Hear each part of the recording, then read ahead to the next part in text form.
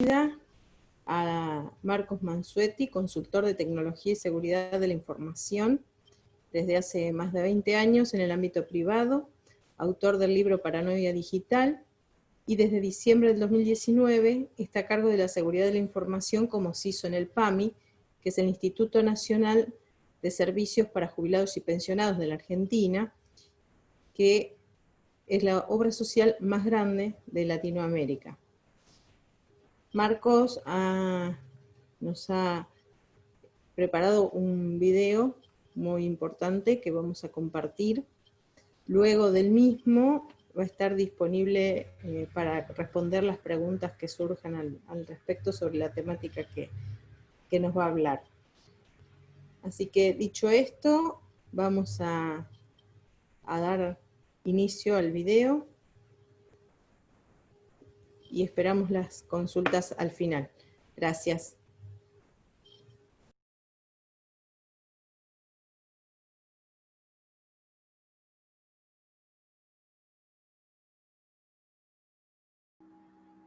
¿Estamos? ¿Se ve ahí? Se ve perfecto. Bueno, arrancamos, Diego, grabación. No, no es necesario, perdón. En este caso no, porque ya está el video, ¿no es cierto? Sí. Bueno, perfecto. Adelante, abrimos.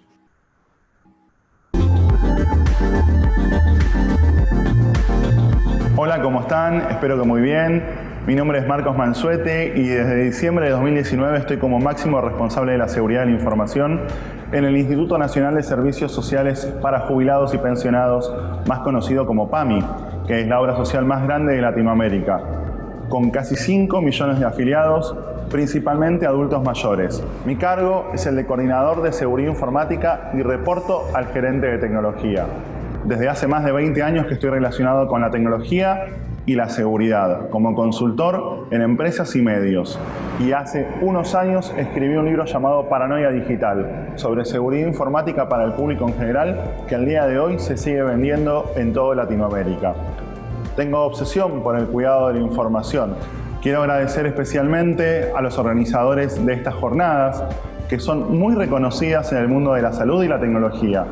La sorpresa, por demás inesperada, fue, es y sigue siendo la pandemia del virus SARS-CoV-2, más conocido como coronavirus. Estoy convencido que es la primera vez que nos encontramos a nivel mundial con el desafío más grande de estar en ciberseguridad, en el ámbito de la salud, a nivel estatal, en medio de una pandemia. Este escenario para muchos es crisis, pero también puede ser oportunidad. Para mí, en lo personal, es la oportunidad de estar en una posición que cualquier amante de la ciberseguridad anhela, pero también es la oportunidad perfecta e ideal para muchos atacantes, un escenario soñado para perpetuar todo tipo de ataques, lo que conforma un posible escenario de crisis. El 31 de diciembre de 2019 se informa desde Wuhan, China, la existencia del virus. Nadie en Occidente dio importancia a la situación y cuando la OMS declara el estado de pandemia el 24 de febrero de 2020, aún las personas seguían viajando al exterior, organizando su vida como si nada pasara. El martes 3 de marzo por la noche veíamos cómo se internaba el primer contagiado del virus a través de los medios, que llegó de Italia luego de unas vacaciones, que nadie lo tomó muy en serio, porque él mismo tuiteó que para cenar esa noche pidió sushi. El viernes 20 de marzo, nuestro presidente Alberto Fernández declaró el aislamiento preventivo social y obligatorio, y ahí fue cuando empezamos a tomar dimensión. Recién 2 semanas antes de este aviso es cuando comenzamos a imaginar dentro de la gerencia un posible escenario de cuarentena, un hipotético escenario de cuarentena, principalmente con tiempo de inicio y tiempo de finalización, no mayor a 50 días como mucho. Los tiempos de inicio y de finalización que se puedan imaginar son fundamentales para poder tomar decisiones. Nadie imaginó ni siquiera en el peor escenario que el mundo entero, luego de 200 días, seguiría dentro de sus casas y lo que conocíamos como vida normal era la antigüedad. En los primeros 15 días del ASPO, donde la mayoría de las personas, empresas y organismos vieron un parate total e incertidumbre, mientras que en el ámbito de la salud, todo lo contrario. La actividad aumentaba día a día y los planes que se tenían que desarrollar, analizar y ejecutar en menos de 24 horas eran que en situaciones normales quizás llevaban semanas. Esto hizo que el nivel de estrés tanto de los recursos humanos, lleguen a niveles impensados, con la presión junto a la responsabilidad de quienes estamos en el mundo de la ciberseguridad, sea muy grande. En PAMI tenemos más de 11.000 computadoras, más de 1.000 servidores, más de 15.000 usuarios, más de 500 lugares físicos entre oficinas administrativas, unidades de gestión local y agencias de atención al público, efectores propios que son los hospitales y clínicas que se poseen. El rol del CISO no es ser hacker, una palabra que se usa para todo, sino que todo lo contrario. Cuando nos preguntamos de qué lado estás, estamos del lado de la defensa, de saber que el ataque es inminente y que en cualquier momento, sin importar la circunstancia alguna, puede llegar. El CISO no va a atacar a nadie, sino que el CISO es pasible de recibir un ataque en cualquier lugar, en cualquier momento. Y es más, lo despersonalizo, no es el CISO, sino la organización a la que pertenece y protege, aunque también puede ser blanco o vector de entrada para un ataque. A continuación, el CISO en el ámbito de la salud, a mi criterio, debe, primero, entender la responsabilidad de todo lo que abarca la seguridad de la información. Y esto no es solo ciberseguridad o seguridad informática. En organizaciones grandes, cualquier definición, por más pequeña que sea, el impacto va a ser enorme.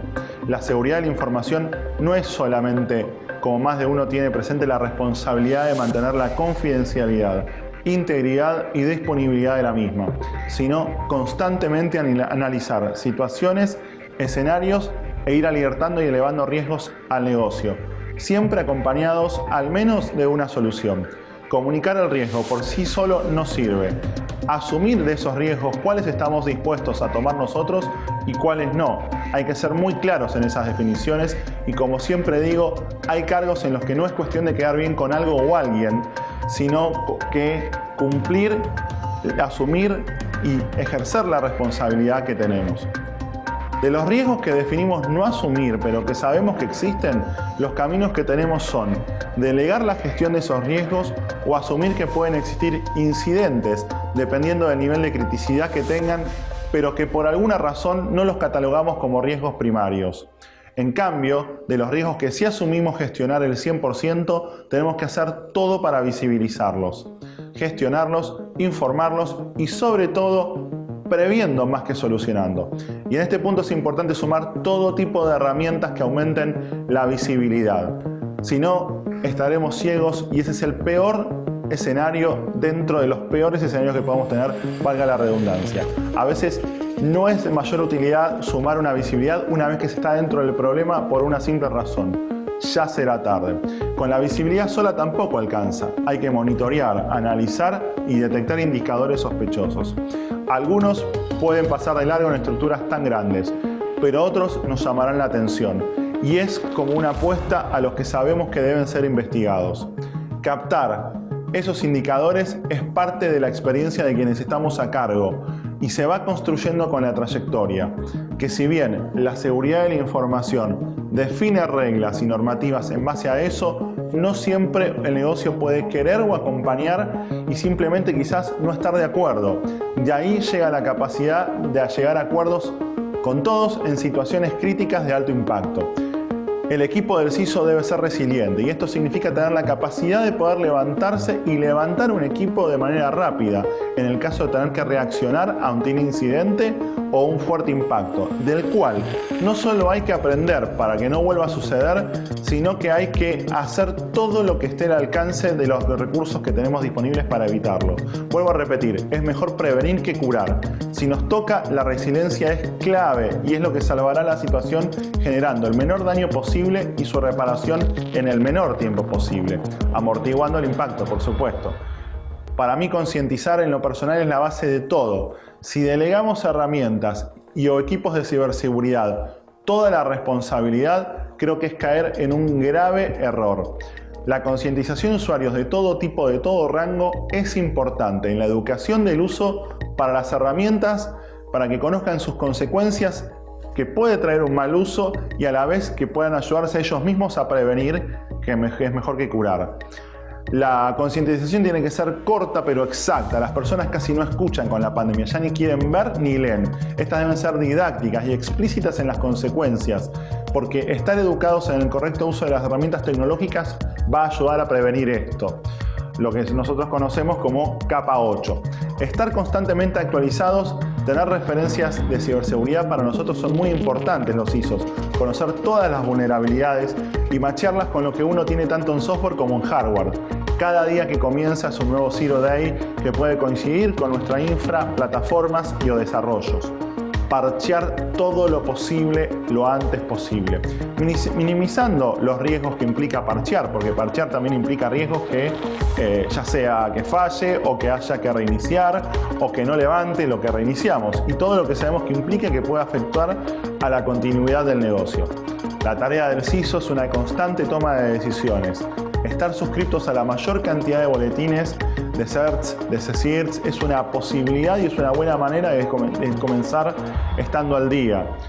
Aprender de los errores ajenos también suma. Durante la pandemia vimos diferentes organizaciones de todo tipo que han sufrido ataques, y los análisis forenses que surgen luego de estos ataques nos ayudan no solamente a comunicarles a superiores diciéndole mirá, le pasó esto a tal empresa o organización, sino que nos ayuda a prevenir a nosotros que esto no suceda, aprovechando que podemos aprender de los errores ajenos. La confianza y el apoyo es básico. La seguridad de la información es fundamental, contar con un apoyo directivo de superiores directos o indirectos, como también de los equipos con los que uno dirige y los que no, pero a la vez también interactuamos. Hay muchas veces que determinadas tareas son en equipo. Saber trabajar en equipo es clave, y quien no tenga claro que las tareas son en equipo y la comunicación debe ser constante, no va a poder jamás desarrollarse de manera correcta en un equipo de cyber. La visión completa de cada circunstancia también es lograr tener la capacidad en cada proceso, cada cambio. El alcance de punta a punta es vital y jamás suponer que todos pueden tener esta visión completa. Generalmente, en cualquier ambiente de trabajo siempre hay alguien que se supone que el otro sabe. Y no es así, y eso puede generar graves consecuencias. La existencia de reuniones y o conversaciones donde se tenga esa capacidad de explicar, de tener el alcance de cada implementación, debe ser obligatorio. Asistir a equipos de desarrollo en ambientes de desarrollo, justamente con buenas prácticas de seguridad, no solamente con vulnerabilidades o WASP, sino con reglas lógicas de un buen desarrollo. De igual manera, asistir en la medida que se pueda a plataforma tecnológica para las nuevas implementaciones y asegurar de esta manera lo que ya existe. Los backups fueron, son y serán fundamentales. No existen las copias de seguridad si no se prueban las restauraciones. Y cada una de estas restauraciones debe generarse simulando una situación crítica, es decir, en ambientes limpios y con un reloj en cuenta regresiva. Nunca tenemos que dejar de tomar el peor escenario y tener bien definido cuál es ese peor escenario, para que depende de cada organización y qué es lo peor que podría suceder. Entonces, en base a eso definimos playbooks, que son soluciones que de ahí para abajo, en cualquiera de los escenarios que nos toque, repito, empezando por el peor, cada persona, cada uno va a saber cuál es su plan de acción, y en una situación de crisis los equipos no se tengan que poner a improvisar. Esto va a ayudar a ahorrar tiempo, discusiones y problemas en el peor escenario. Hay que apoyarse en las PMO. Estoy convencido que juegan un rol fundamental entre muchas áreas y, como digo, muchas veces no se las reconoce como se debería. Pero son muy importantes a la hora de ordenar y dirigir una gran cantidad de gente con temas con distintos equipos de todas partes. Monitoreo, operaciones, microinformática, seguridad informática, desarrollo, SAP, y con todo lo que esto conlleva, la distribución de tareas y el follow-up, seguimiento, que desde que comienza hasta que termina un proyecto. Es fundamental la visión 360 que tienen. Y también para nosotros, los ISO, tener conocimiento abarcativo que muchas veces no existen en todos los recursos humanos que quisiéramos tener alrededor. Por eso, uno quizás está a tiempo completo. Mi padre siempre me decía que para la vida lo importante no es saber solamente mucho de algo, sino en lo posible saber un poco de todo.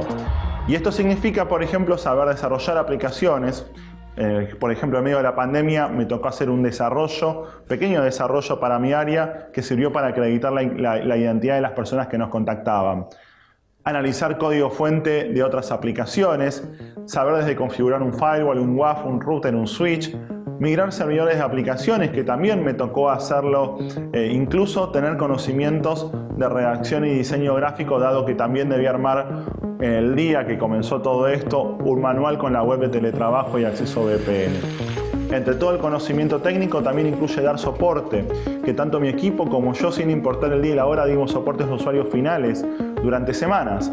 ¿Por qué? Porque es parte de la razón del por qué todos los días fueron eternos, con tareas diversificadas, y todos en algún momento hemos comenzado dando soporte además. Esto ayuda a poder detectar y guiar de manera rápida y simple a los usuarios para poder ayudarlos a resolver su problema y así ellos puedan trabajar. Siguiendo con el tema de la comunicación también, es importante además tener la manera y la capacidad de comunicar con terceros externos y o medios. Cuando se lanzó Comunidad PAMI, que fue un nexo entre los que quieren acompañar a adultos mayores y adultos mayores que necesitan compañía, me eligieron para darlo a conocer, aprovechando que también podía dar consejos de seguridad para que, por ejemplo, no caigan en trampas telefónicas. Hay que tener un buen uso también de las redes sociales. Tenemos que tener la capacidad de monitorear keywords que permitan ver si hay cuestiones que están afectando al negocio en el sentido de fraude también a través de las redes sociales. Los bancos, por ejemplo, fueron el principal centro de ataque de diferentes técnicas a través de las redes. También detectamos que hubo intentos de fraude en las redes, por ejemplo, en nuestro caso, realizando investigaciones sobre supuestos fraudes en el uso de receta electrónica con medicamentos sin cargo. No tenemos que olvidar nunca que en las organizaciones muchas veces las principales fuentes de ataque no son externas, sino que pueden ser internas. Y esto hace que rever urgente reglas de firewall, administración de identidades de usuarios preexistentes en todos los sistemas, y lo ideal, claro, sería una auditoría de usuarios y de permisos, pero lo segundo es mucho más extenso que lo primero.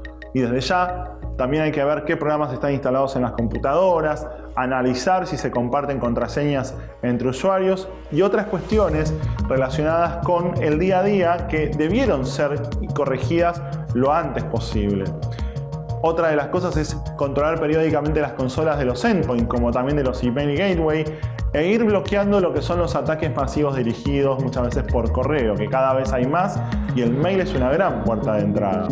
Evitar dentro de lo posible todo tipo de solución en la nube. Desde hace años considero que la información estatal y sobre todo lo referente a la salud debe evitar tocar la nube. Y más si esta es extranjera. Creo en la soberanía nacional de la información digital. El networking con CISOs es fundamental. El año pasado tuve la posibilidad de hacer una diplomatura de gestión de ciberseguridad en la Universidad del SEMA.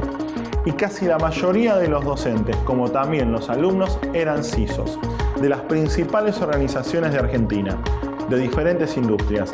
Y esto generó un grupo de networking donde vamos entre todos teniendo actualizados con todo tipo de papers, firmas, IPs, diferentes modalidades de ataques, que realmente es enriquecedor para poder entre todos informarnos, ayudarnos, incluso ellos también siendo blancos con organizaciones que lideran como CISOs, blancos de ataques. Y entonces nos nutrimos todos entre profesionales y eso en la posición esta es súper valioso, donde también hay que conocer de normativas internas y externas, porque en una situación de pandemia toda situación nos lleva a tomar decisiones rápidas que muchas veces tienen que estar en compliance con las normativas y esto no se tiene presente. Es fundamental tener el conocimiento de estas y brindar y recibir una correcta asesoría durante la pandemia. Que se han firmado acuerdos entre diversos organismos donde, por ejemplo, la seguridad de la información debe asesorar y preservar el cuidado de los datos que se incluyen en los acuerdos.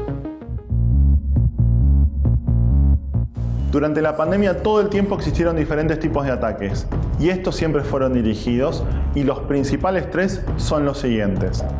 Por supuesto, a través del phishing, emails para robo de credenciales tanto de correo como de acceso a recetas electrónicas para generar fraude. Phishing, personas que se hacen pasar por personal de PAMI para el robo de información hacia afiliados a través de llamados telefónicos, como también hacia médicos para el robo de credenciales de acceso a sistemas de generación de recetas electrónicas. Y malware por mail, cantidad de emails con virus principalmente con el motet adjuntos. Todo el mundo habla de que la pandemia agilizó el proceso de transformación digital en las organizaciones, que para algunos podía haber llevado meses y años de cambios, no solo tecnológicos, sino también culturales. Solo en semanas. A continuación les voy a contar algunos de todos los desafíos que tuvimos que atravesar desde nuestra área. Creo que una herramienta que guardamos quienes pertenecemos al mundo de sistemas y en las organizaciones todos los empleados terminaron de conocer fue la VPN. Antes de la pandemia quizás no todos la conocían y hoy saben perfectamente que es un elemento necesario de trabajo. Quizá no saben qué es técnicamente, pero sí la necesidad. Y ahí nació el primer desafío que tuvo, creo que la mayoría de las organizaciones, que fue revisar, asegurar y acotar los perfiles de VPN para un universo de personas que no estaba pensado que ingresara, incluso a nivel ancho de banda, como también conexiones concurrentes. Generamos una mesa de ayuda de teletrabajo con recursos preexistentes, tanto físicos como humanos, y a la vez siempre está latente que la gran cantidad de flujo de trabajo que viene desde computadoras ajenas a la red sea el principal desafío dentro de las posibilidades de ese tráfico externo de que no ingrese absolutamente nada que nos genere un daño. Otras acciones importantes que hicimos durante la pandemia son frenar las implementaciones que no eran importantes, sumar visibilidad donde no teníamos visibilidad, implementar escritorios de trabajo virtuales, garantizando la calidad de los enlaces donde también la gente estaba trabajando. Evitar el uso de la nube en aquellos usuarios que están acostumbrados a la nube, principalmente por temas de DLP. Revisamos también y analizamos todos los sistemas de vigilancia por cámaras de seguridad. Mantenemos el parque actualizado tanto con endpoints como con las actualizaciones de sistemas operativos. El principal miedo que puede haber hoy en cualquier organización es el ransomware, y eso lo sabemos todo. Hemos visto durante la pandemia organizaciones e incluso sistemas de salud enteros paralizados por este tipo de virus. Además, fue el tipo de ataque que más creció durante la pandemia, que casualidad, al igual que el COVID, no tiene vacuna al día de hoy. Los atacantes, no contentos con el secuestro local de la información, le agregaron ahora la posibilidad de robarla y hasta amenazar con publicarla en algunas variantes nuevas del virus, excepto que pague una suma de dinero. Voy a repetir cómo combatir con herramientas que hoy tenemos disponibles el ransomware. Backup y pruebas de restauración exitosa. Concientización. Parque actualizado con todos los filtros y protecciones que podamos tener en tiempo real. Y si tuvimos la mala suerte que nos tocó, un playbook de crisis con roles bien definidos, acciones claras para ser ejecutadas por un equipo con resiliencia. No hay ni existen soluciones mágicas para el ransomware. Diferentes voces criticaron que la cuarentena en nuestro país empezó anticipadamente, pero para el sector de la salud y público no creo que nadie pueda hacer ese comentario de manera seria. En PAMI se aprovechó desde el primer momento ese tiempo y se hizo en 5 meses lo que no se había hecho en años.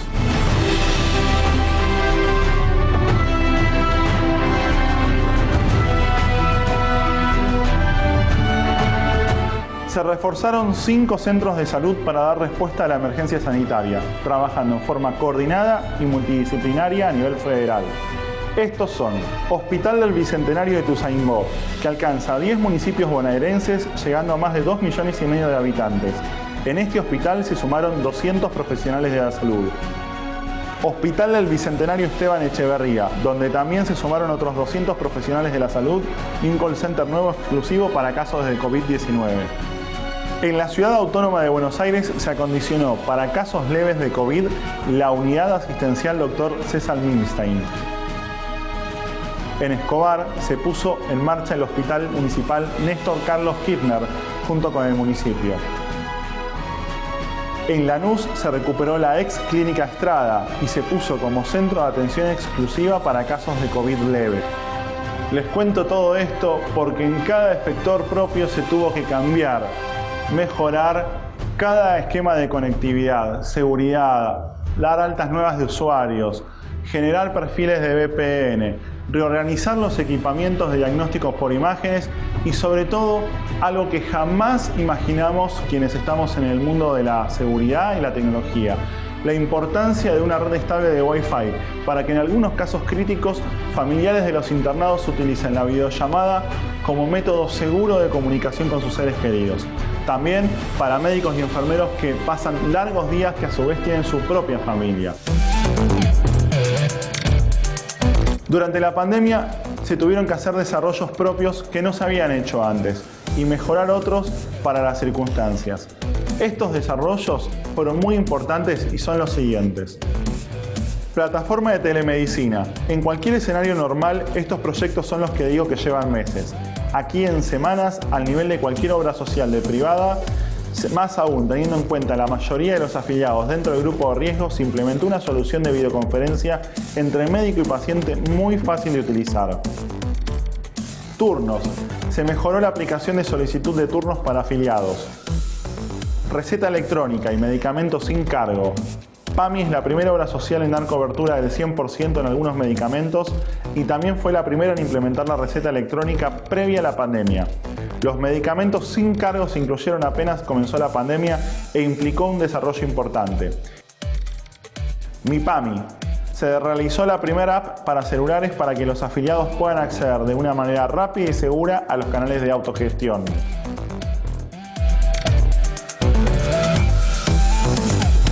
Rápidamente les cuento cómo está formado el equipo de seguridad informática en el instituto, dado que es una pregunta que se hace muy seguido. Para saber cómo se puede gestionar principalmente un área así en el Estado cuando los recursos no son los mismos que en el ámbito privado. Estamos divididos en dos subgrupos. Por un lado está el de seguridad administrativa, que tiene a cargo las tareas de redacción, actualización de normativas, disposiciones y gestión de identidades. Y por el otro lado, la de seguridad técnica, que tiene a cargo las definiciones de seguridad informática y análisis de todo lo que previamente expliqué. Son muchas tareas para un grupo reducido de personas.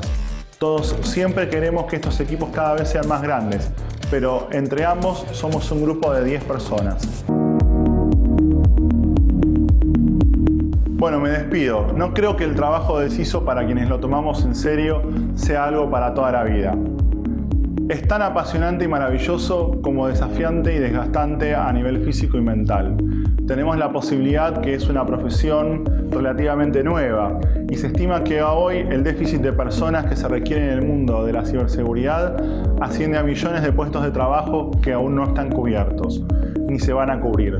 A todos los que tuvimos la posibilidad de ocupar un cargo en esta posición, creo que jamás se nos cruzó por la cabeza el escenario de pandemia. Pero a la vez, este desafío nos generará un expertise y un know-how que permitirá que hayamos aprendido bastantes experiencias, lecciones, con aciertos y errores, y que podamos transmitirle a todos que se quieran sumar a este maravilloso mundo de la ciberseguridad qué es lo que hemos atravesado. Un mundo que a mi criterio a veces peca de ser muy cerrado. Estoy convencido que el conocimiento se debe y se puede compartir. Este desafío de la pandemia supimos cuándo empezó, vimos que era para largo, pero largo ya pasó y no sabemos cuándo va a terminar. Con la vacuna, si está y si va a funcionar. Pero lo que sí sé es que este aprendizaje y esta experiencia tiene que compartirse, porque posiblemente no sea la última pandemia ni la última situación crítica. Es más, va a haber puestos a los cuales yo espero estar ayudando con esta charla, desde mi experiencia y todo lo que les puedo transmitir en este video. Desde ya muchas gracias a todos ustedes por estar del otro lado. Una vez más también a los organizadores de estas maravillosas jornadas del Hospital Italiano, a las autoridades de PAMI por confiar en mí y permitirme poder hacer esta exposición, y por último, no menos importante, a mi familia, que se bancó que papá durante muchos días, noches, cenas y fines de semana no esté presente con ellos. Les dejo a continuación mis datos de contacto y nos vemos en la próxima.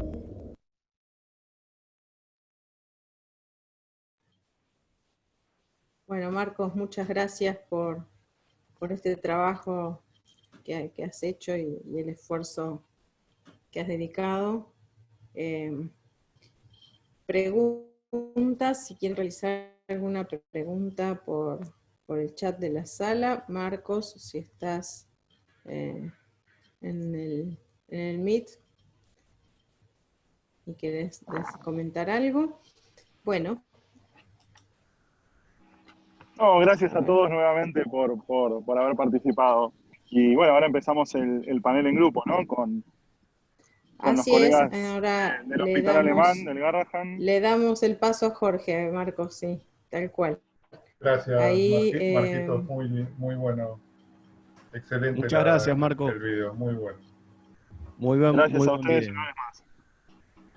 Bueno, ahora sí vamos a empezar el marco de un panel con los CISOs de hospitales, a donde pretendemos tener una visión de cómo están viendo los dirigentes CISOs de grandes entidades de salud, cómo están viendo estos procesos con alguna serie de preguntas. Vayan escribiendo en el chat las preguntas que tengan para este grupo. Pero vamos a presentarlos antes que nada. Bueno, a Marcos lo acabamos de... Igual lo vamos a presentar por la duda que alguien entre ahora. Creo que no entró nadie, ¿no? Pero lo vamos a presentar igual a Marcos Mansuetti, que es consultor en tecnología y seguridad de la información desde hace más de 20 años en el ámbito privado. En el año 2016 escribió para el público en general un libro que se llama Paranoia Digital, Penguin Random House, y desde diciembre del 2019 está a cargo de la seguridad de la información como CISO en el PAMI, que es el Instituto Nacional de Servicios para Jubilados y Pensionados de Argentina, que es la obra social más grande de Latinoamérica. También tenemos a Fernando Melo Barrero, que es ingeniero en sistemas y computación de la Universidad de los Andes de Bogotá, con un MBA ejecutivo de la Universidad de los Andes, el programa de desarrollo para directivos de la Universidad de la Sabana, y posgrados complementarios en gerencia de producción y gerencia de productos, más de 20 años de experiencia liderando grandes operaciones y proyectos en Colombia, Brasil, Centroamérica y en diversas industrias, abarcando temas de gerencia estratégica de tecnología e informática, transformación digital, operaciones y logística, y en los últimos 5 años se ha enfocado en la gerencia de informática transformacional, que apalanca la estrategia y soporta las operaciones en una institución de salud, que es nada menos que la querida Fundación Santa Fe de Bogotá, que es uno de los operadores más grandes sanitarios de Colombia, y más prestigiosos de la región también. Fernando Sanz es gerente de sistemas del Hospital Garrahan, tiene una carrera profesional, ingresó al hospital en 1995 como desarrollador, analista, líder de proyecto, jefe de sistemas y gerente de sistemas. También tenemos a Hernán Masserberg, licenciado en Sistemas y Computación de la UCA, experiencia en liderazgo de áreas de tecnología y ciberseguridad. En la actualidad es responsable de la estrategia de ciberseguridad de Swiss Medical Group. Previamente ha ocupado cargos gerenciales en tecnología y ciberseguridad en Loma Negra, con estudios de posgrado y cursos de especialización en la Universidad de San Andrés, en IAE y en SEMA. Diego Washman, mi querido amigo Dieguito, estudió Ciencias de la Computación en la Facultad de Ciencias Exactas y Naturales de la UBA, es gerente de sistemas del Hospital Alemán, gerencia en la que se desempeña hace más de 24 años, y cuenta con un equipo de 40 personas que diseña, adquiere, integra y desarrolla e implementa software para toda la institución. Lograron la implementación de una historia clínica electrónica, grande Diego, habiendo digitalizado los procesos asistenciales en la atención ambulatoria y en internación en general. Bueno, a Marcos ya lo presentamos, entonces bienvenido y gracias a estos amigos. Con algunos, como decía con Diego, ya nos conocemos de otra vida, somos tan grandes y nos conocemos de otra vida de hace muchos años. Pero bueno, hemos querido transmitir un poco a toda la gente que está trabajando en salud, en seguridad, un poco la experiencia de estos monstruos de la seguridad. Y le agradecemos especialmente a Fernando desde Colombia, que está con nosotros y se sumó a este panel desde Colombia, para tener un panorama también de qué es lo que pasa en la región, en otros lados, ¿no? Fernando tiene una experiencia grande en toda Latinoamérica. Bueno, para empezar, tenemos algunas preguntas preparadas como para romper este hielo, ¿sí? Romper un poquito el hielo, ir preguntando a ver qué nos dice cada uno sobre alguna de estas cosas que hemos preparado. La seguridad de la información debe estar integrada a la cultura de la organización, y debe ser un tema central que se extiende a todas las empresas, ¿no? ¿Existe una única área responsable de velar por la seguridad de la información en una organización? ¿Qué experiencia han adquirido ustedes en sus organizaciones al conformar un equipo responsable de ciberseguridad? Creo que la pregunta va encarada a que nos cuenten un poco la historia de los pormenores que han tenido, cómo desarrollaron, cómo crearon esta en las áreas de salud, porque la gente que nos está escuchando, seguramente habrá muchos que no tienen un área formada o que están tratando y esforzando para crear un área. Sabemos por estadísticas, como hemos escuchado en todas estas conversaciones y presentaciones por todos lados que hemos hecho en las jornadas, que nos llega tarde, un poco tarde, la ciberseguridad a los actores de salud, a los tecnólogos en salud. Nos está llegando un poco tarde. Si comparamos con otros rubros que ya tienen muchos años de atender estos problemas, nosotros venimos un poco más retrasados, algunos, obviamente, más avanzados que otros. Pero bueno, les repito la pregunta, ¿existe una única área responsable de velar por la seguridad de la información en una organización como las nuestras? ¿Y qué experiencia ustedes han adquirido en sus organizaciones al conformar un equipo responsable de seguridad? No sé quién quiere empezar. Yo empiezo. Dieguito, Si Diego querido, amigo. Gracias por la presentación. A ver, acá hay dos conceptos, me parece, que se mezclaron, o digo, que están en la pregunta. Una es la ciberseguridad y otra es la seguridad de la información, digamos. Si bien son complementarios o una incluye la otra, digo, la ciberseguridad está más enfocada en los ataques externos, en los intrusos y todo ese tipo de cosas, y herramientas específicas para eso, digamos, los virus y todo lo que ya sabemos y que tanto miedo nos da. Y la seguridad de la información tiene más que ver con la confidencialidad de los datos, con lo que dicen Data Loss Prevention, ¿sí? Una política de DLP, que la información no salga de las compañías. Y entonces, digo, tratando de contestar tu pregunta, me parece que para lo primero sí está bien que el área de seguridad sea responsable de manejar las intrusiones, de remediar todas las vulnerabilidades, o junto con el área de infraestructura, ir mejorando la infraestructura a las mejores versiones de software y a las menos vulnerables, etcétera, etcétera. Pero respecto a la seguridad de la información, claramente es una tarea de la empresa, digamos. Algunas de las cosas que se hacen habitualmente se definen dueños de datos, ¿sí? Los datos contables son del área de contaduría, los datos médicos serán de la dirección médica, y así sucesivamente.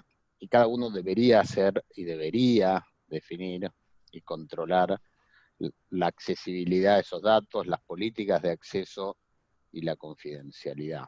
Si no, es una tarea faraónica imposible de hacer por un solo equipo.